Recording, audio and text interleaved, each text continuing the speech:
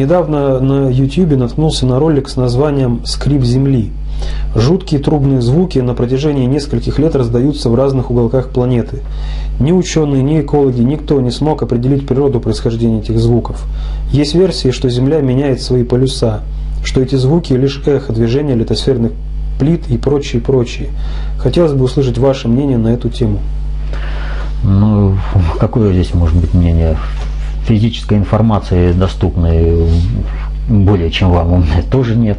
И если это явление в действительности или же это явление каким-то образом просто